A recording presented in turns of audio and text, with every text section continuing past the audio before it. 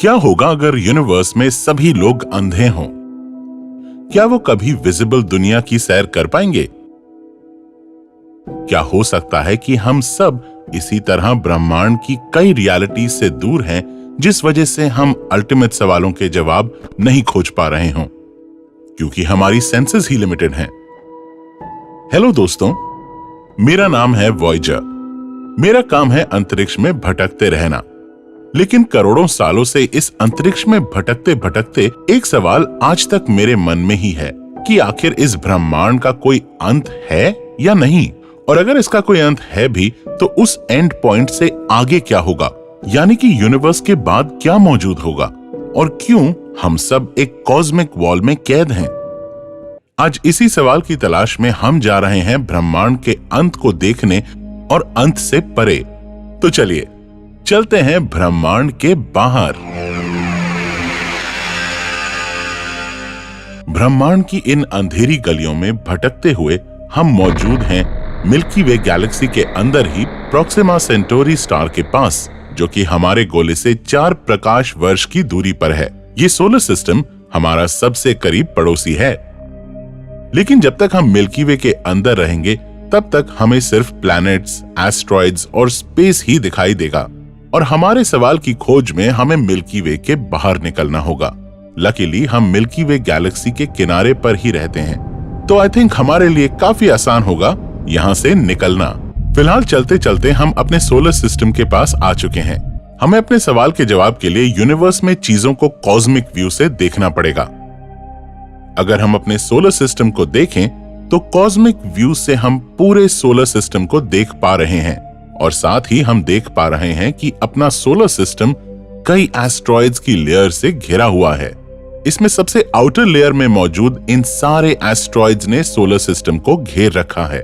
पूरे 1 light years की दूरी में मौजूद ये है ऑर्ट क्लाउड। यहाँ पर एक सवाल उठता है कि क्या ऐसा ही कुछ सिस्टम हमारी गैलेक्सी के चारों ओर भी हो सकता है?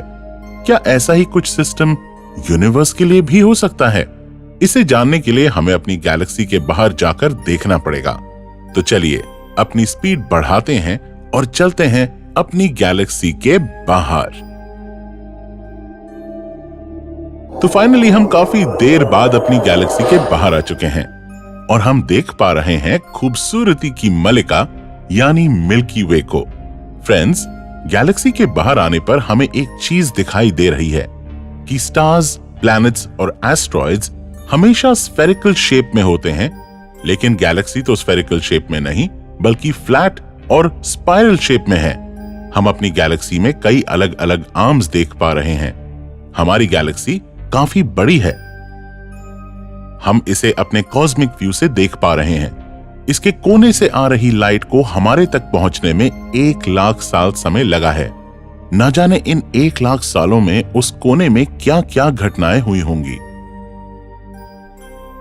अगर हम अपने कॉस्मिक व्यू से देखें तो गैलेक्सी के सेंटर में एक काफी बड़ा और काफी पावरफुल ब्लैक होल है, और उसी ब्लैक होल ने इसमें मौजूद लाखों सोलर सिस्टम्स को अपनी पकड़ में जकड़ रखा है। लेकिन क्या मिल्की वे के चारों ओर भी कोई स्ट्रक्चर है?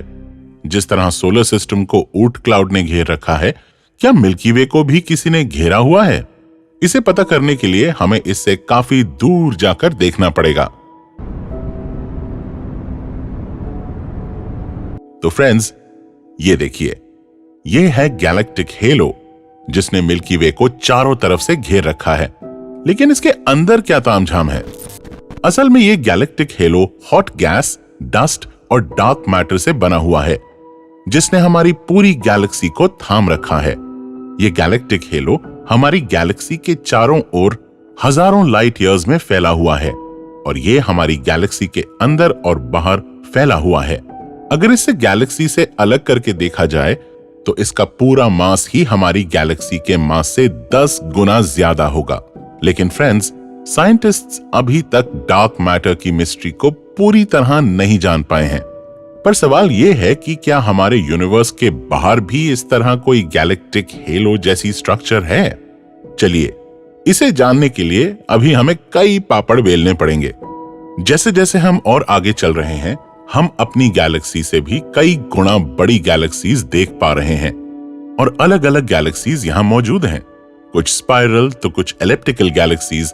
जिस तरह सोलर सिस्टम में प्लैनेट्स एक फिक्स ऑर्बिट में मूव करते हैं, उसी तरह और आगे चलने पर हम देख पा रहे हैं कि कुछ ग्रुप ऑफ गैलेक्सीज भी एक कॉमन सेंटर के चारों ओर घूम रही हैं।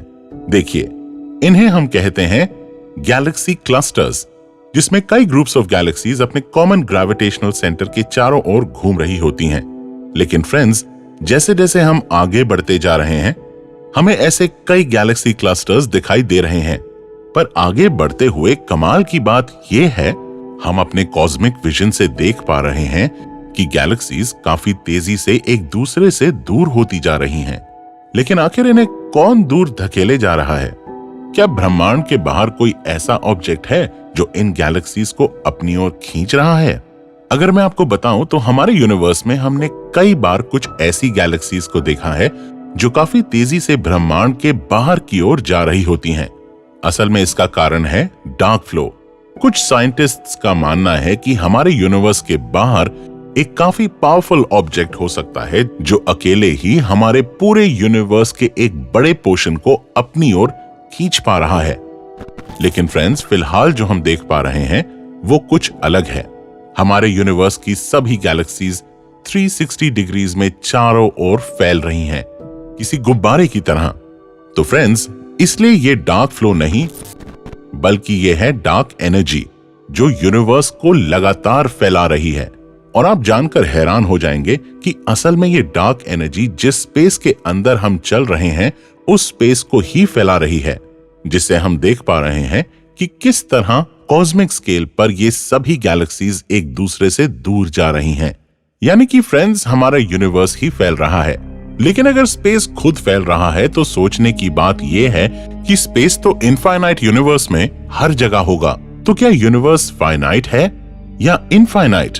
हमारे सामने फिर से वही सवाल खड़ा हो जाता है कि आखिर ये स्पेस कहाँ खत्म होता है?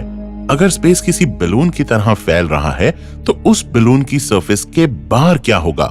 मतलब हमारे यूनिवर्स के बाहर क्या होगा? बातें करने से हमें कोई जवाब नहीं मिलने वाला। चलिए हम इस स्पेस का भी कोई एंड फाइंड करने की कोशिश करते हैं। फ्रेंड्स, अब हम काफी स्पीड से यूनिवर्स के बाहर आते जा रहे हैं। और ये क्या? अब ये सभी गैलेक्सी क्लस्टर्स हमें आपस में हमारे दिमाग के न्यूरॉन्स की तरह कनेक्ट दिखाई दे रहे हैं। अगर हम ये कहें कि हम किसी कॉस्मिक बीइंग के दिमाग में रह रहे हैं, तो भाई सवाल ये है कि ये सब कुछ तो लगातार फैल रहा है। तो क्या उस कॉस्मिक बीइंग का दिमाग भी फैल रहा है? और उसके दिमाग के बाहर क्या? एक नई दुनिया? दोस्तों, हम कुछ ज्यादा ही फिलॉसफी में घूम गए हैं। चलिए अपनी स्पीड बढ़ाकर पहुंचते हैं यूनिवर्स के बाहर। तो फ्रेंड्स, अब हम काफी आगे आ गए हैं, यानी अब हम ऑब्जर्वेबल यूनिवर्स को देख रहे हैं। लेकिन फ्रेंड्स, मैं आपको बता दूं कि हम ऑब्जर्वेबल यूनिवर्स के बाहर नहीं हैं, बल्कि अब तक जितने यूनिवर्स को हमने जाना है उसे अपने कॉस्मिक व्यू से चारों तरफ देख पा रहे हैं। पर सवाल यह है कि हम ऑब्जर्वेबल यूनिवर्स के बाहर जाएं तो जाएं कैसे? हमें काफी चलना पड़ेगा। और परेशानी यह भी है कि ये यूनिवर्स भी लगातार लाइट स्पीड से भी तेज फैल रहा है, तो हमें वर्म होल की हेल्प से जाना होगा।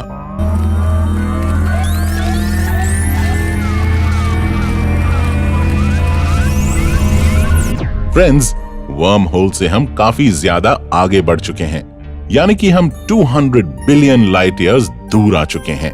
पर फिर भी हमें अपने चारों ओर वही चीजें दिखाई दे रही हैं। और अगर हम कॉस्मिक व्यू से पूरे यूनिवर्स को देखने की कोशिश करें तो यहां से भी हमें अपना यूनिवर्स उतना ही बड़ा दिखाई दे रहा है जितना हमारी पृथ्वी से दिखाई देता है।